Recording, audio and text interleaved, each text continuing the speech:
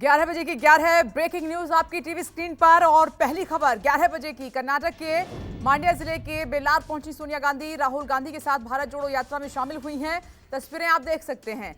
सोनिया गांधी इस यात्रा के शुरू होने के पूरे 1 महीने बाद इसमें शामिल हुई हैं और लंबे समय बाद सोनिया पार्टी के किसी सार्वजनिक कार्यक्रम में भाग ले रही हैं। स्वास्थ्य कारणों के चलते पिछले कुछ चुनावों में प्रचार भी वो नहीं कर पाई थी। भारत जोड़ो यात्रा का आज 29वां दिन है। 7 सितंबर को तमिलनाडु के कन्याकुमारी के बीच भारत जोड़ो यात्रा की शुरुआत की गई थी। दूसरी खबर का रुख कर लेते हैं। मांड्या पहुंचे रणदीप सुरजेवाला ने बीजेपी पर निशाना साधा। कहा कि बीजेपी निर्मित महंगाई, बेरोजगारी, भ्रष्टाचार और देश को तोड़ने का जो काम चल रहा है उसके खिलाफ सोनिया गांधी आज खुद जंग का उन्होंने ऐलान किया है। वहीं कर्नाटक कांग्रेस प्रमुख डी.के. शिव कुमार बोले कि हमें गर्व है सोनिया गांधी यहां पर आई हैं। कर्नाटक में कांग्रेस वापसी कर रही है और बीजेपी की दुकान बंद होने वाली है। तीसरी खबर आपको बताते हैं। दशहरा रैली में शिंदे पर जमकर गरजे उद्धव ठाकरे। कहा कि जैसे जैसे समय बदलता है रावण का चेहरा भी बदलता है। आज ये जो गद्दार है वही रावण है। अभी का रावण खोकासुर है, धोखासुर है। उद्धव ठाकरे ने कहा कि इस बार के रावण के 10 सर नहीं बल्कि 50 खोखे हैं। फिल्म बाहुबली के किरदार कटप्पा का जिक्र करते हुए उद्धव ठाकरे ने कहा कि बीजेपी ने जो किया वो सही नहीं किया। उद्धव ठाकरे ने बीजेपी पर वार किया। कहा कि बीजेपी ने मेरी पीठ पे छुरा घोंपा है और उसे सबक सिखाने के लिए मैंने कांग्रेस और एनसीपी के साथ गठबंधन किया। आगे बढ़ते हैं और चौथी खबर पर नजर।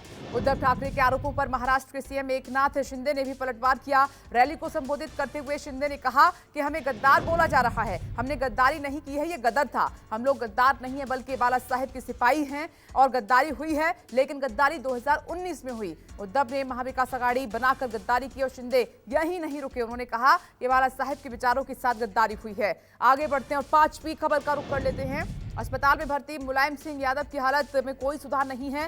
मेदांता के सीसीयू में मुलायम सिंह यादव वेंटिलेटर पर हैं। जीवन रक्षक मेडिसिन उनको दी जा रही है। मेदांता अस्पताल में ही विशेषज्ञ डॉक्टरों की टीम सपा संरक्षक का उपचार कर रही है।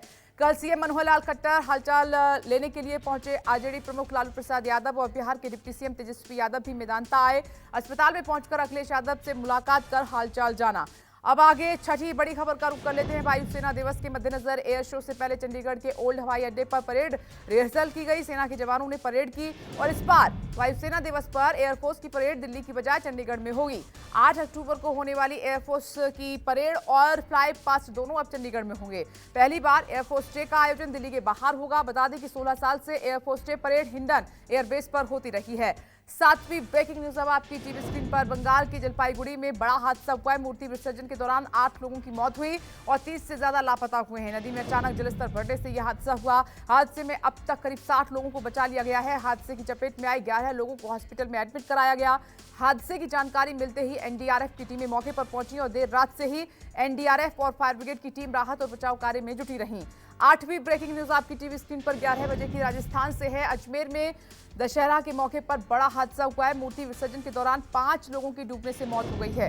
यह हादसा अजमेर के नसीराबाद के पास नादला में हुआ। बताया ये जा रहा है कि करीब 25 लोग मूर्ति विसर्जन के लिए गड्ढे में पहुंचे थे और गड्ढे की गहराई का अंदाजा नहीं होने से वो सभी डूब गए। घटना की जानकारी मिलते ही पुलिस मौके पर पहुंची और लोगों को काफी मशक्कत के बाद बाहर निकाला। सीएम गहलोत ने हादसे पर गहरा दुख व्यक्त किया है और मृतक के परिवार वालों को 5-5 लाख के मुआवजे का ऐलान हुआ है।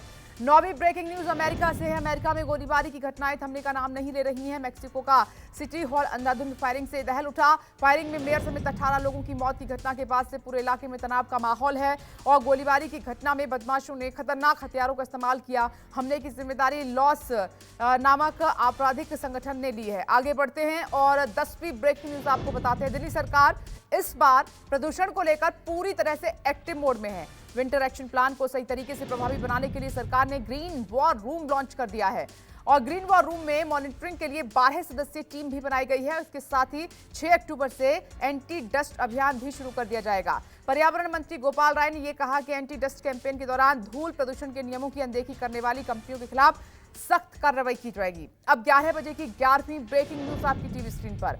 राजस्थान में बिजली संकट सरकार के लिए बड़ी चुनौती बनती जा रही है। सरकार ने इस संकट से उबरने के लिए अब बिजली खरीदी जाएगी। सरकार ने प्राइवेट कंपनियों से लगभग रोजाना 1 करोड़ 30 लाख यूनिट बिजली खरीदने का फैसला किया है।